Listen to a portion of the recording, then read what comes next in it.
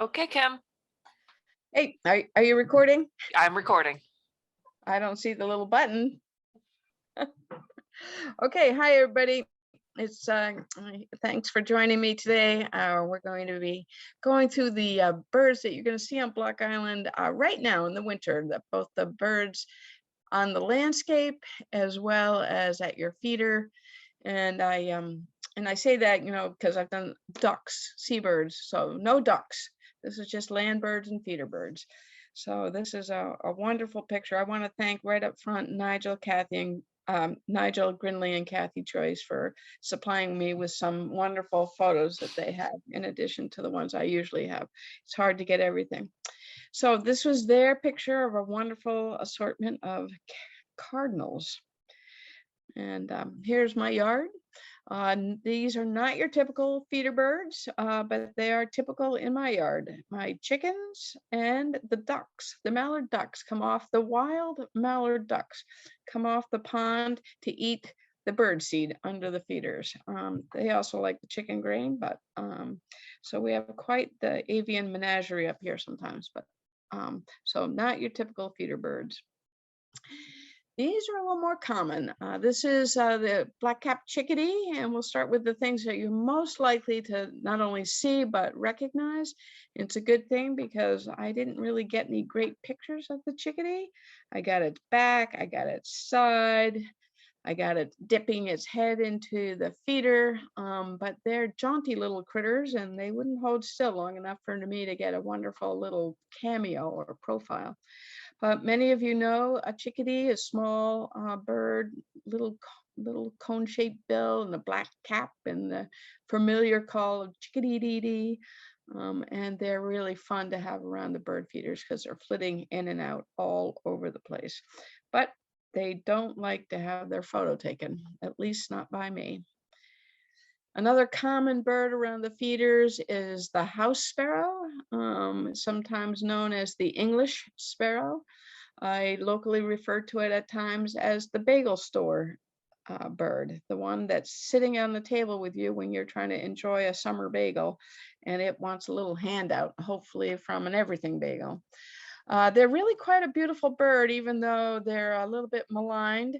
The males, these are all males, young males. They have, the adults will have a nice deep dark black bib like the throat on this one. These are just coming in. So this is what we would call a second year bird. And the females are nothing like this. Well, they're the same size, of course, but they're all gray. They don't have these facial markings. They are sort of a dun color. But when you look at them up close, especially here's the back of one of these male house sparrows, and see how beautiful it is, the pattern of the plumage, the gray, the sort of little dusky rose, sort of wash on top of it all. It's really quite a beautiful bird. So this is probably everyone's favorite at the bird feeder, as we saw early on, the northern cardinal. Male and female, I should have said it the reverse, the female on the left and the male on the right. Beautiful both in their distinctive plumages. And eyeing me quite well while I take this picture to make sure I don't take their seeds away. The cardinals are throughout the island. They're here year round. It's a resident bird, but they are particularly resplendent in the wintertime, especially this male on the left in the snow. I don't think there's anything as striking as a cardinal in the snow. And of course, the female, if it had better lighting, would be equally beautiful in a different kind of way. Another common bird at the feeder these days is the blue jay. And I think we've having a lot more blue jays this year than in some years. They're everywhere. They're very acrobatic and jaunty, and they make a lot of noise, and they're kind of a bully at the bird feeder, but they get themselves around those feeders. I love this assortment. They're upside down, they're sideways, they're right side up, they're swaying on a suet feeder, but they're getting their food. So blue jays in all kinds of postures.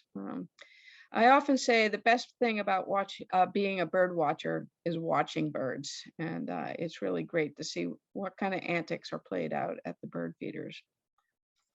Another pretty common bird at the bird feeders and around the island now is the downy woodpecker. This is a male with its red little plumage on the back of its head right up here.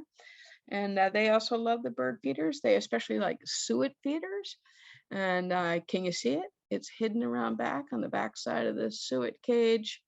And they just love the suet. Here it is coming in, getting ready for a shot at some winter food. I don't have too many handheld birds in this presentation. I try to get all more natural shots. But I put this in here because it is the female. And for comparison, the female has no red up here at the back of its head where the male does. So for instructive purposes, there you have the male and the female downy woodpecker. And you can listen to them rat-a-tatting all around the island woods, especially on those shad trees. Another another sort of common these winter days, the red-bellied woodpecker. And a lot of people say red-bellied, it looks like a red-headed. Well, a red-headed woodpecker has an all red head. This is a red-bellied, yes, it has red on its head, but not the entire head. And you can't really see the belly. And even when you can, what's really red, it's a reddish wash to the male, more prevalent in late winter and the breeding season because it's part of its breeding plumage. But there is a sort of a pink hue to the belly of the red-bellied woodpecker. I like this photo for a number of reasons. The other is that you can see a feature of woodpeckers, which is that they have a long sort of inward curving stiff tail, which helps prop them against whatever they're climbing on. It gives them leverage. If you just imagine this bird, rather than being sort of upside down, if it was turned about 90 degrees so it was upright on a tree, that tail would be doing the same thing, acting as a stabilizing prop at the bottom of the body while it uses its chisel-like bill to pound into the tree. So a lot of wonderful form in the evolution of woodpeckers. Also found on trees are nuthatches at feeders, especially the white-breasted nuthatch on your upper right. These also like the suet feeders and the feeders that provide sunflower seeds. Nuthatches always go down the tree head first. Brown creepers, which I'm not featuring in this presentation, always go up the tree head up. So the nuthatches are quite distinctive in that way. The other nuthatch, the one at the bottom here, that is a red-breasted nuthatch, which we are seeing around the island, but in much fewer numbers. Midwinter, you're most likely to see the white-breasted nuthatch. Another terrific bird. I love these Carolina wrens. They're all around. They're a resident bird year-round. They are the largest of the wrens that we're likely to have. The other wrens, the house wren and the winter wren, generally aren't here. The house wren is never here in the winter. The winter wren can be, but it has migrated a little bit further south. And you will see them now and then, but not as often as you'll see the Carolina wren, and very distinctive by its white eyebrow stripe. And of course, all wrens have this beautiful sort of barring brown and tawny barring on its tail. Very active little guy with a huge voice. The voice of the Carolina wren is kind of a tea-kettle, tea-kettle, tea, and it's very loud for a little bird. Something I'm seeing a lot of this year are the house finch. These are on the first photo on the left. This is the female, this is the male. The female is very bland looking, no color to speak of. The house finches are multiple and at the feeders, and they have these wonderful red, sort of as if they were like a red wash if you will, a pink wash. Here's a couple of them. These are, let's see, these are mostly male. This is a male, male, this is a female, and this is the male. You'll see the males all have red, even though it's not strong on the chest. Again, these are probably second year birds, but they do have strong over the eye and down below the eye, and it gets redder and redder as they get older. You can see on this photo, this one down here has really got a nice big red cloak. So beautiful to watch, always multiples. Usually you rarely see just one house finch. And again, the female, a little, no red at all. And here's the male looking around. I love this picture because you can get a sense of the size of that bill relative to its head. Probably one of my favorite resident birds on Black Island is the song sparrow, and they're throughout the island right now. They really blend in and are particularly well adapted to the Black Island landscape, which with its grassy fields. And of course, at one point, Black Island was all open farm fields, so it had a lot of grassy fields. Now we're a real matrix of fields and coastal shrub. So there's a little bit different habitat than it would have been in, say, the middle of the 1900s. Anyway, beautiful plumage that makes them fit right in. You can see its back, its front, and what you'll notice is this coalescing of a dark feathers right in the middle of its upper chest. And as the song sparrow gets older and becomes more adult, that becomes more prominent. And then of course here you see the side view with these, what they would call, I guess they would, I call it like mutton chops, right? So little mutton chops, dark feathers coming down from its bill. And just in case you were wondering, it doesn't have a big bill. It has a bill with a seed in it right there. But song sparrows are, as I say, very well adapted to our landscape in the grassy fields. You can see this one is quite hidden, camouflaged in there, which they will be scuffing up seeds and insects, or they can be popped up on top of the brambles, looking down and watching you watch them. So again, a favorite bird. At one point, it was nominated to be the state bird of Rhode Island, did not win, so I consider it the state bird for Block Island.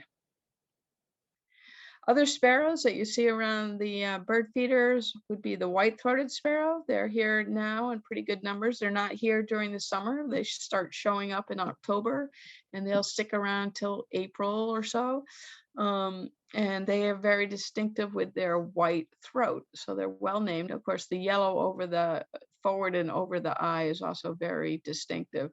They can be kind of hunkered down or standing straight up looking to see what's going on.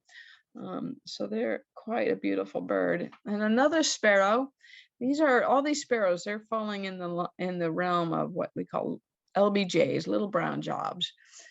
This is a fox sparrow. This is definitely a deep winter sparrow. In other words, a bird you're likely only to see in late fall and during the winter. Not nearly as prevalent as the white throat or the song sparrow. But here sometimes, and these all love to feed on the ground. So whatever spilled out of your bird feeders is what these little fellows are eating. Here's just an assortment of the LBJs that we just spoke of, just to show you how similar and yet how different each one is. And again, we have the fox sparrow in the upper left, going over to the white throat with its white throat, the song sparrow with its dark little, what they call a stick pin, its dark little coalescing of feathers right in its upper chest. And this is the female house finch.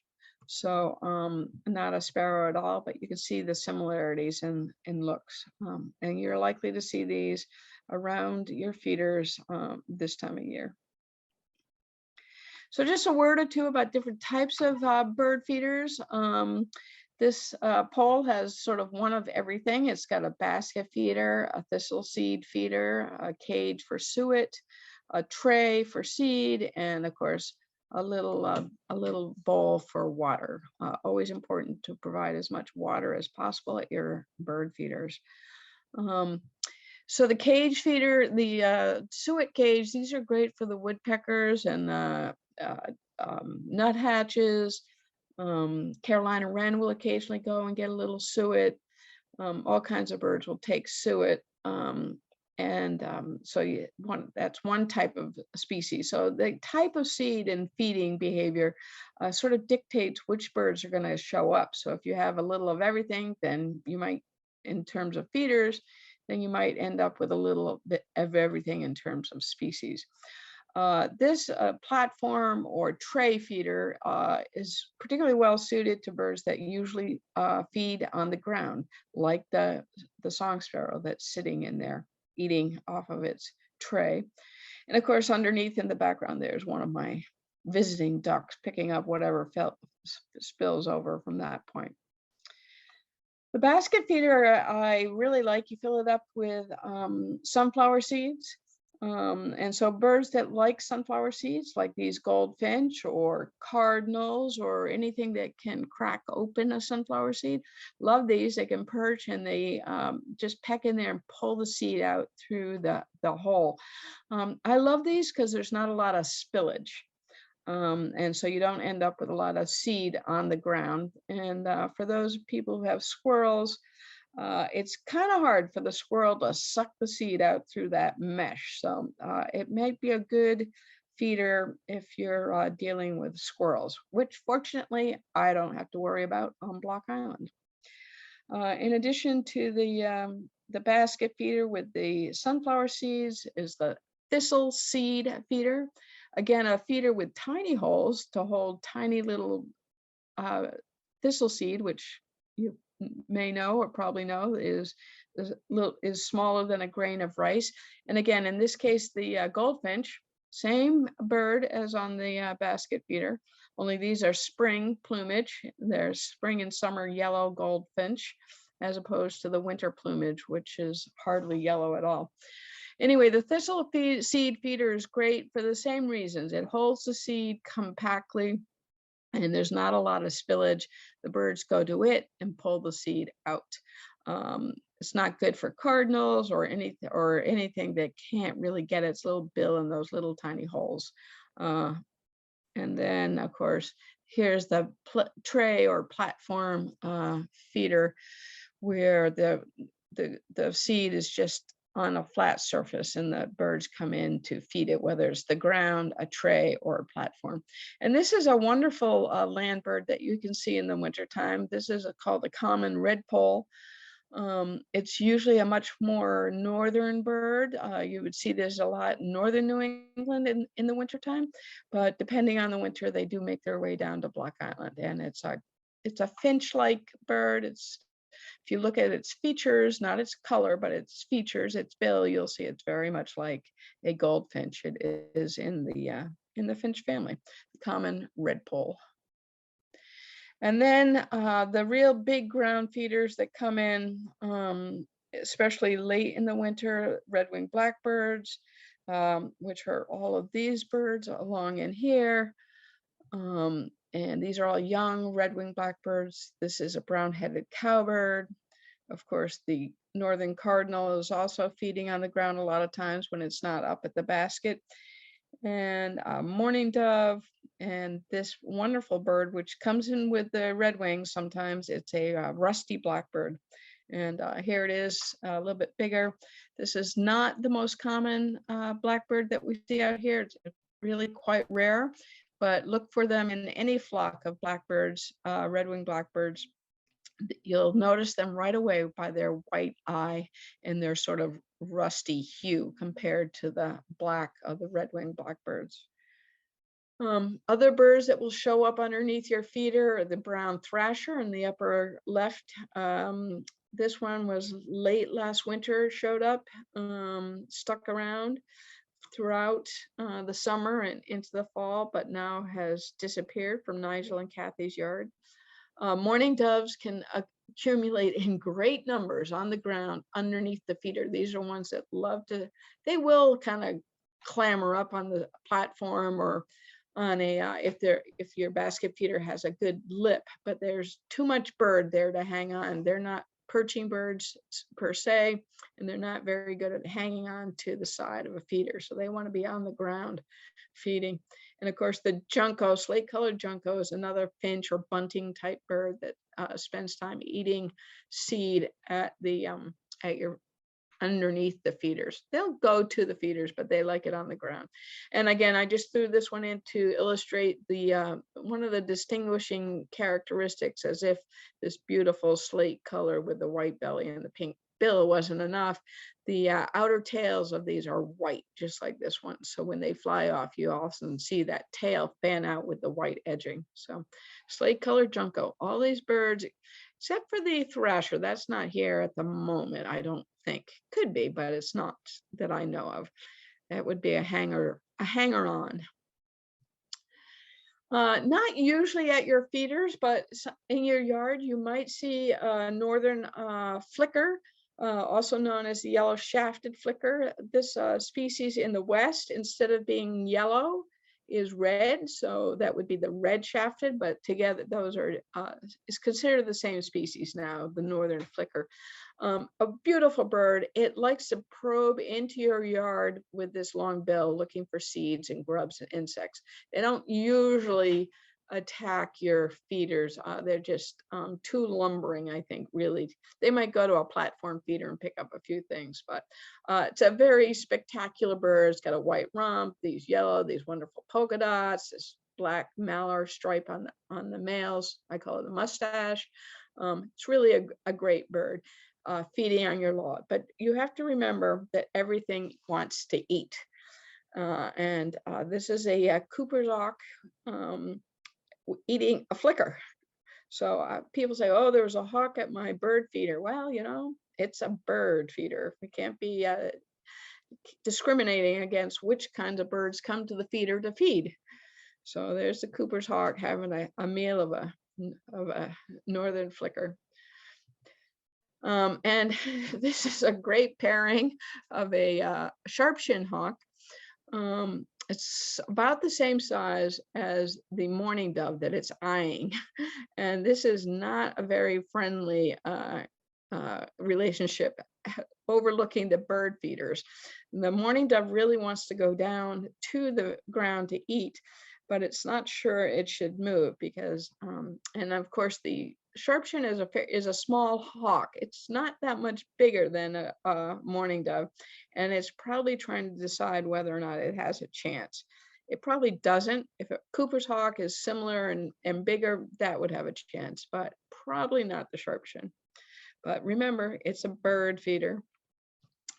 Now, as we leave the feeders in the yards, we start walking around the island, just going out among the landscape. You start to see some of these winter birds. On the left is a yellow-rumped warbler, also known locally as the myrtle warbler. And on the right is a golden-crowned kinglet. And then just to look at the reason it's called a golden crown is because it's got this beautiful yellowish fire. And in Europe, there's a bird very similar called the firecrest. It's in the kinglet family. And then this is a spring myrtle warblers. It's starting to get a lot more color. But you start to, these are both definitely around Block Island. The myrtle warbler is eating bayberry right now. It's one of the few birds, along with tree swallows, that can eat and digest the wax on a bayberry. So those are around, especially if you find a nice little quiet thicket where the wind isn't howling. You have a good chance of seeing these hopping around the branches. Another good bird to see on the landscape right now are the northern mockingbird. I like this photo, this comparison, because it shows you what the lighting can do to the color.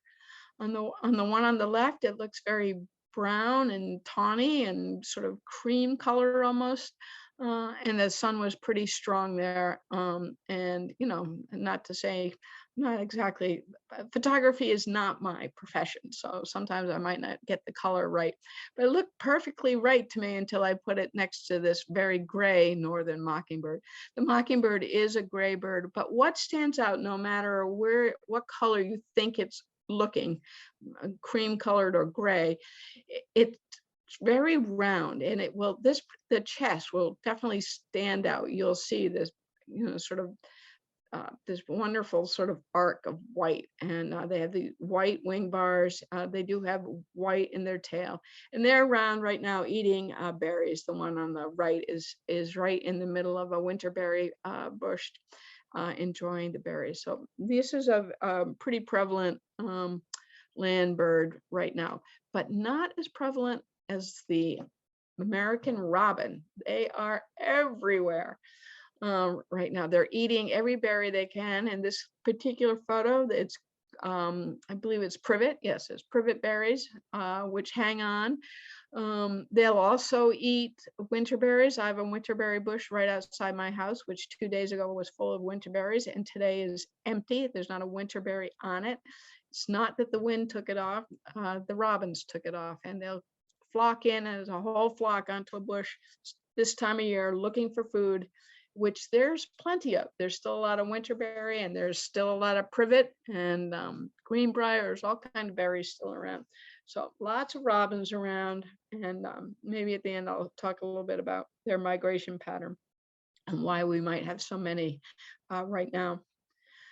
Just again, land birds that you could see, another view of the sharp shin, kind of eyeing things up, and the woodcock. I forgot something happened with the sharp shin name on the title there. Anyway, and a woodcock, which I happened on just the other day. Now woodcock are around. It's a little early for them. And I don't like it when the ground freezes, because the way they feed is with that. It's not a great picture because the light was very bad. And you can't get that close before it flies off. But I was lucky to get this much of a woodcock photo. It has this long bill that it probes into the ground to get, again, grubs and worms and other insects. So if the ground is frozen and it's not probing, that's a problem. Fortunately, they like damp meadow fens, and so sometimes you can find a little warmth at the edge of a swamp where they can find some food. Hopefully, well, I like winter, so I want it to hang on a little bit more, but not so hard that the woodcock isn't going to survive. Now, other things that shouldn't be here, like the woodcock, maybe it should go a little farther south, is what we're seeing right in the background here, a great blue heron. Now, this is a fascinating story. I won't go into this too much, but there are a lot of great blue herons on the island right now. The most in many, many years. On the recent bird count, we counted 13 around the island. They want to be farther south. This is miserable cold for them. Now, it wasn't so bad up until about a week ago, but now it's getting cold. You can really see in this stance, it's kind of holding its big feathers out around its body as if it's turning its wings into some kind of parka to try to protect it. It's hunkered back there in the crevice, trying to protect itself. It really needs to go south. Unfortunately, a lot of times you'll see a great blue heron around the island, maybe all winter until about April, and then it finally you'll find a dead one where you've been seeing it alive all winter, and it just couldn't make it that last month to warm weather and more food. Other great birds to see around on Block Island, there's European starling on the left, especially known by their speckles, their yellow bill in breeding. These are going to turn more and more yellow as the spring comes or the winter ends. And they're flocking in those great murmurations of synchronized movement, and really a wonderful bird to watch and listen to, and add a little life to the atmosphere as you walk around the island. And tucked in here and there in the bluffs, you might see a pair of barn owls, if you're lucky. Very, very lucky, but definitely here, a resident bird in the winter, and still in the land. And of course, every winter is going to have its special guests. And this is a flock of snow geese that has shown up on Sunday down at Martha Ball's barn. There's a between, I've heard, I counted 27, somebody else counted 31. So it's a nice size flock of snow geese. Usually if I see snow geese on Block Island in the winter, there's a couple here or there, maybe a small flock of 6. But it's nice to have a full size, a nice flock, good size flock, and move. They're very, they're pretty calm. You can get pretty close, and when they fly, they don't fly that far. These darker ones are immature, the first year birds. And actually, in many ways, they're more beautiful because of the pattern and the sort of, they're not just all white. They've got just beautiful layering of feathers. So a beautiful bird and a special guest of the island right now. And I was out taking this picture yesterday, and I'm happy to say my fingers are still intact because it was cold. And of course, everybody's favorite special winter guest is a snowy owl, of which I believe there are at least 2 or have been on the island this winter so far. And again, a mixed bag. This is an Arctic bird. It wants to be in the Arctic where it's much colder all the time, where we don't have the Arctic habitat, does not have the pathogens that we have down here where it's warmer. It doesn't have physical structures like houses and trains and cars and wires to fall into. So a winter for a snowy owl on Block Island is probably better than Logan Airport, but they really want to be in the Arctic, and we need to give them wide berth so that they can feed and rest and hopefully make it back for the spring. Now, just back to feeders, you can see some pretty spectacular stuff if you're feeding birds with bird feeders. And spring is coming to a feeder near you. So these are all some really beautiful birds, blue grosbeak and eastern bluebird. They both like to have food put out for them in a dish, platform, a tray. Eastern bluebird, if you really want to get them, put out some mealworms, dried is easy, not live. You could do live, but most people just have the dried mealworms. Rose-breasted grosbeak and indigo bunting, and again, our summer, spring goldfinch or yellow goldfinch. So these are colorful birds coming to a feeder near you, but fortunately not yet. We're still enjoying winter.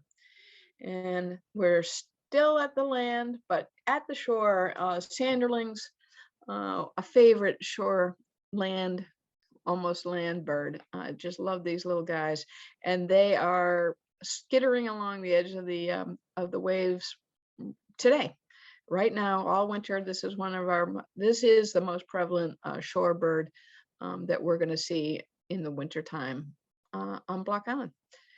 So with that, I will end this very rudimentary sort of field guide to the birds that you could be seeing on the landscape in January on Block Island or New England. And I'll unshare my screen so I can talk and answer questions.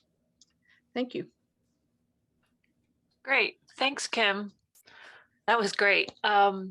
We did have a couple comments in the chat. Let me just have a quick look at them. Okay. Annie was saying, if you're interested in loons, check out Jim Paruk, a loon expert. Okay. And hold on, I'm sorry. Oh, someone said that, one person was saying they live near Patuxent Village, and their feeders there started attracting rats. So they haven't had a siege feeder for up to 2 years. Any ideas on how to prevent rats so that you can put your feeders up again? Right. So this is why one of the reasons I use the feeders that contain seed pretty well. The basket feeders, you put sunflower seeds in, you have very minimal spillage. The thistle seeds, also minimal spillage, and the suet feeders. So I hate rats as well. And I think it's pretty hard to get around it completely. I've kind of come to as long as they're outside and I'm inside, it's okay. But I try really hard not to limit the spillage for seed. So I would probably try adding at least something slowly. Maybe a suet feeder and a thistle feeder. At least you'll get woodpeckers and nuthatches and finches. House finches are beautiful, goldfinches. You'll get, if depending on where you are, you get pine siskins and other things. And the spillage is very minimal with those.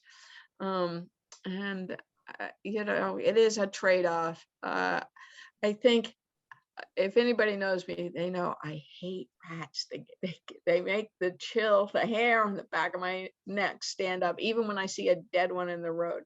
But I can't stop feeding my birds, so I'm just gonna have to figure out how to minimize my my exposure there. So I'm sorry if that doesn't help enough. You had a question, Josie?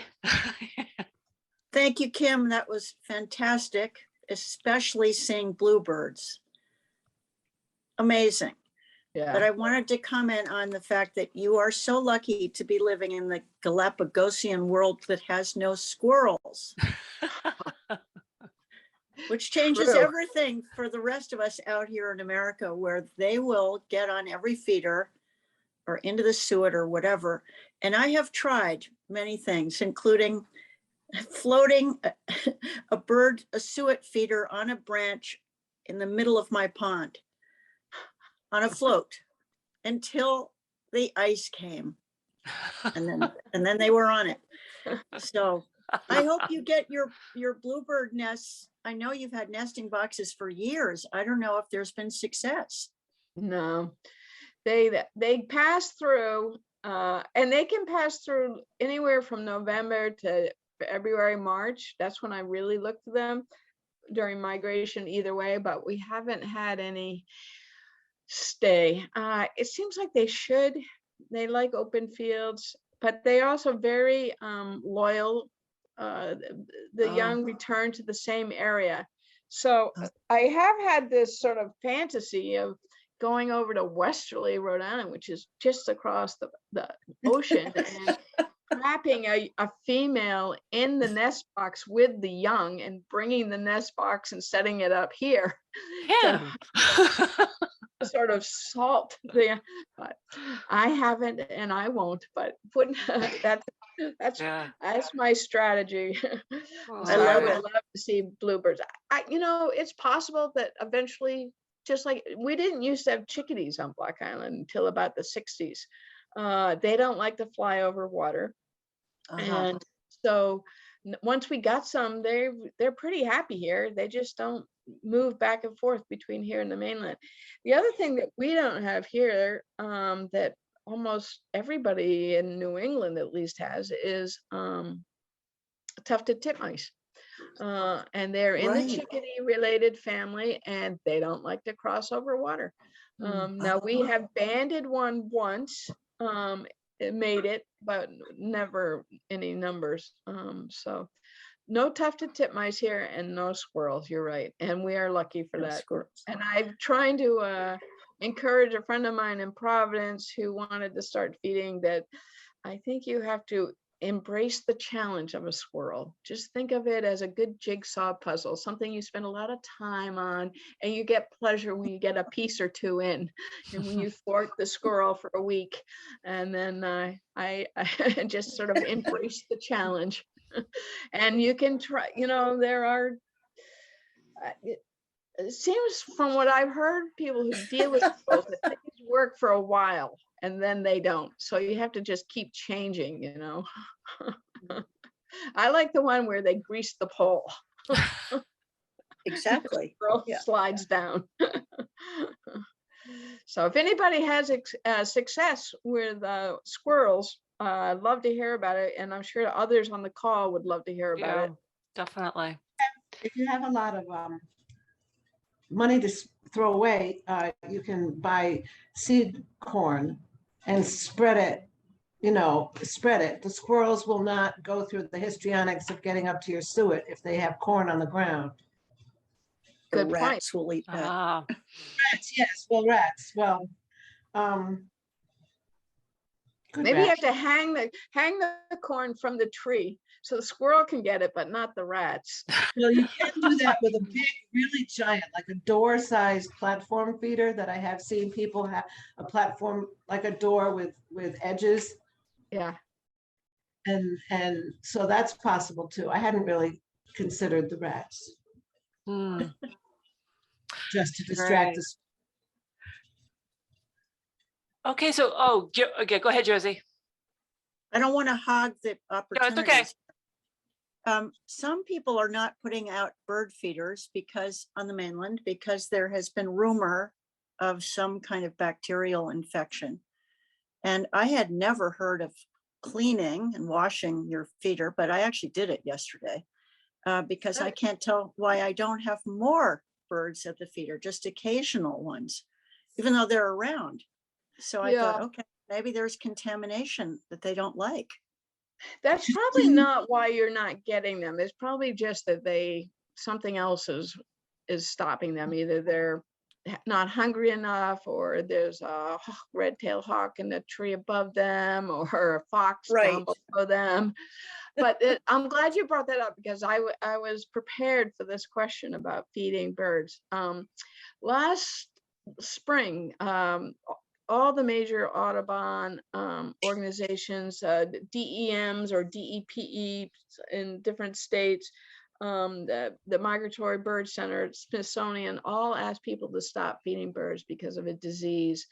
But they were finding dead birds. They don't know exactly the cause, but the thought was at the time last spring, late spring, early summer, stop feeding your birds, because whatever the bacteria was, or we hope it was a bacteria, it would break the cycle. So, isolate. But in the middle of the summer, they said, okay, the problem seems to be dissipating. They're not finding dead birds. And all those organizations have gone back and said, it's okay to reinstate your bird feeders. And they are emphasizing more than they used to, but it's always been good practice to clean your bird feeders between filling.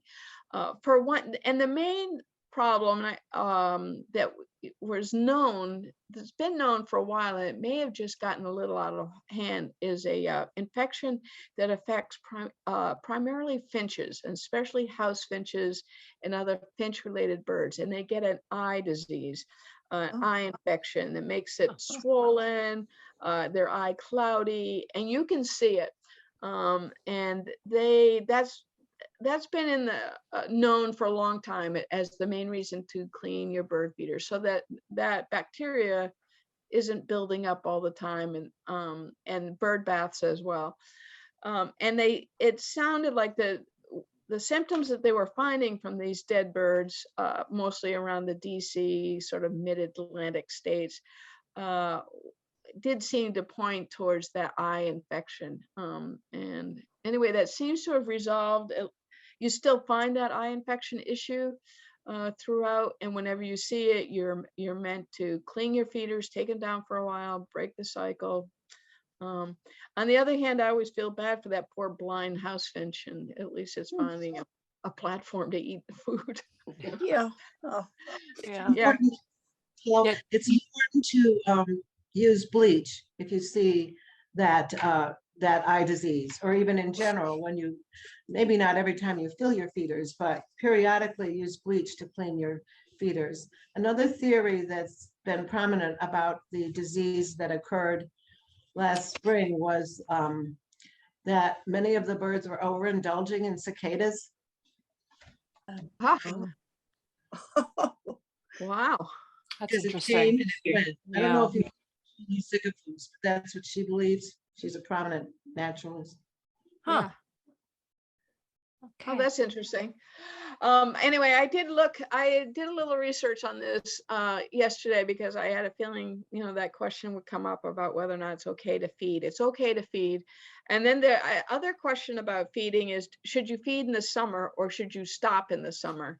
And there's sort of mixed feelings about that. I think it's fine, and National Audubon Society thinks it's fine to feed in the summer.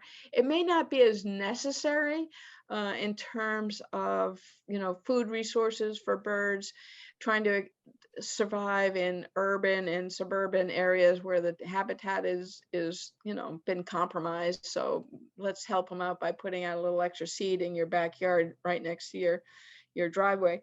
But it doesn't hurt. And in the summertime, there's one thing you can do that's really helpful is put out water for them. And you have to remember, in the summer, you've got a lot of young birds. Probably the bird population is about quadruple it is in the wintertime, because you have all those, 3 to 5 songbirds being hatched out in every nest, trying to figure out how to survive. So all those birds are, not only are there more looking for food, they're not very experienced. So any helping hand you can give them is worth it. And it's not detrimental. Birds, like many creatures, feast or famine. If there's no food here, you didn't fill your feeder, they're going somewhere else. They're not going to be like hanging around starving, waiting for you to come home. No. So you're just helping, you're not hurting. And again, I know that this is a little bit, I wouldn't say controversial, but the discussion is had. And all the sources I go to and trust say, no problem feeding in the summer if you'd like to. Okay. Just keep those feeders cleaned and bleached.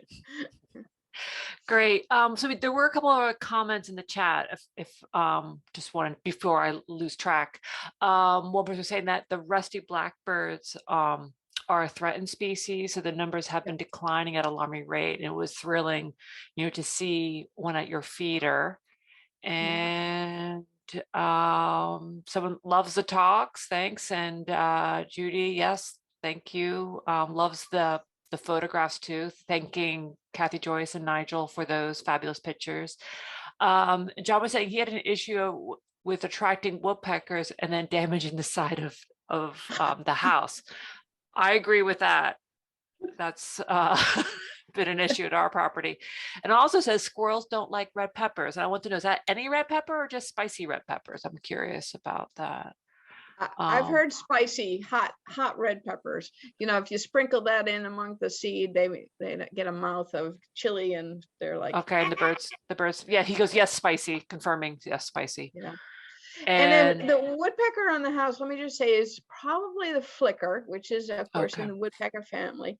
And a lot of people do have, they'll put up pictures of owls or other things to sort of thwart, make the flicker feel like it's in danger. They especially, it's a combination of looking for habitat, maybe because they nest in holes, or woodpeckers a lot use their sound, the rat tat tat tat tat, is not just to get food, it's also to set up territory and to attract mates. So it may not be trying to get food or even make a nest. It may be trying to say, this loud echoing sound is my territory, stay away. I did have a friend who had a flicker that went every spring to their outdoor, their grill, their propane grill, and sat on the handle of the grill and bap, bap, bap, bap, and believe me, that was pretty loud. And they moved it, they covered it, and it came back every year. If they forgot to move it and cover it or put something over it, it came back every year. So it's like squirrels, another challenge. Great. Anyone else? Yeah, Faye, you got a question or comment? Yeah, I've got a question. Sometimes I think it's a sparrowhawk comes in to my bird feeding area and picks off one of those little tits, and I feel terrible about it. And I'm wondering whether, how could I do anything about that, or is it just nature? How do you feel about that? I'm like, it's a bird feeder. I'm Right. thrilled when a hawk comes in and gets something at the bird feeder. You don't discriminate. It's nature, you know. I'm feeding the birds, and sometimes it's a raptor.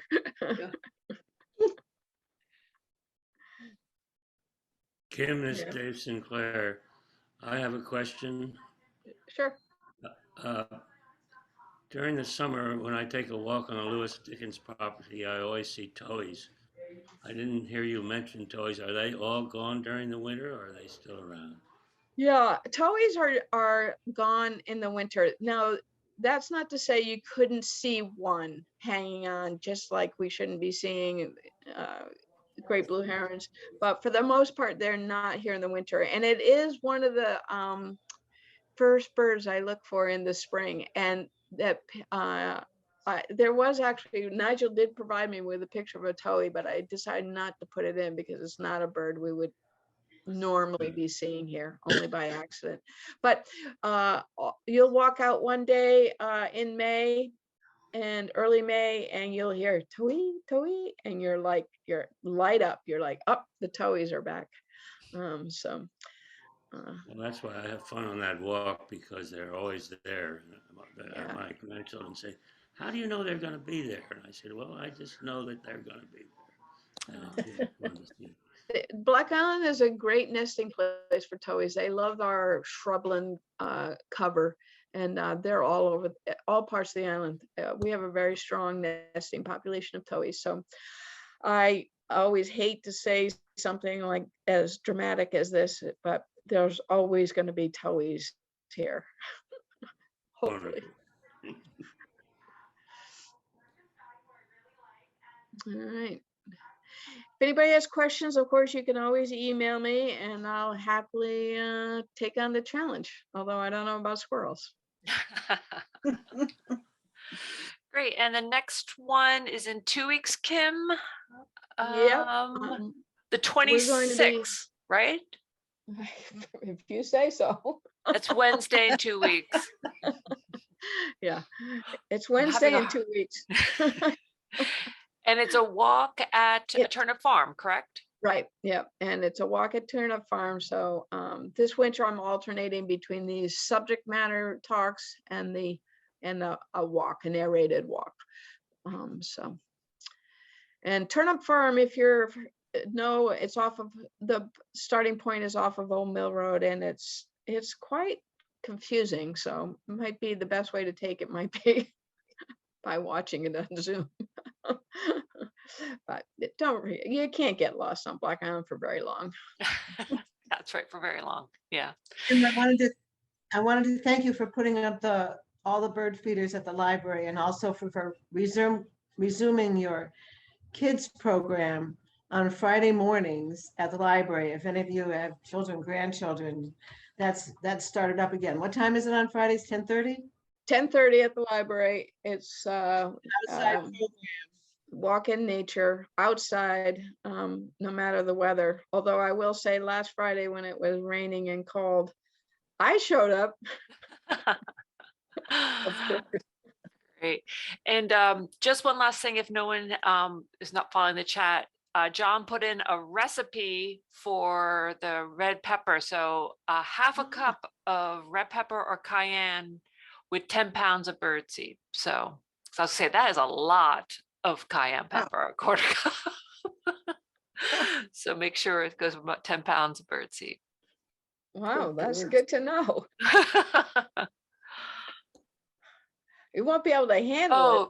And someone's asking about the schedule, where you find the schedule. So I'm going to type in, we have a separate website where we have a calendar of not only of Kim Zooms, but all the other nature programs that we have. And it's natureblockisland.org. And that's also where you can also find the recordings of all Kim Zooms as well. So where you can, find about these programs, these Zooms, other programs, as well as Kim's recordings. So, and actually, maybe I'll take this point to make this opportunity to make a pitch for the first and third Tuesdays of the month. I do Where on Earth Bird Walk. So anybody can participate from wherever you are. And it's like, where on earth did you find that? Right? Where on, and you can, the first Tuesdays, first and third Tuesday, it corresponds with a bird walk I lead on Block Island.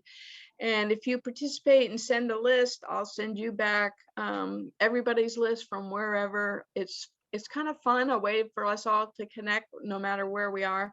And all of those reports, I usually only send the report to those who participated, but if you want to see what people are seeing, all those reports are also on that website underneath one of the tabs, Where on Earth Bird Walk. But if you want to get alerted to that, you could just let me know and I'll put you on my list. And every time one is coming up, I'll send you an email and say, there's the day, send me your list. And it's always fun. I have a regular reporter from Florida and a regular one from Seattle and Oregon, and sometimes one from England, and a pretty regular one from Norway. And it's really fun to see what people are seeing all over the earth, not just Block Island. So it sounds like something you want to do. Let me know and I'll make sure you're alerted to the time, day.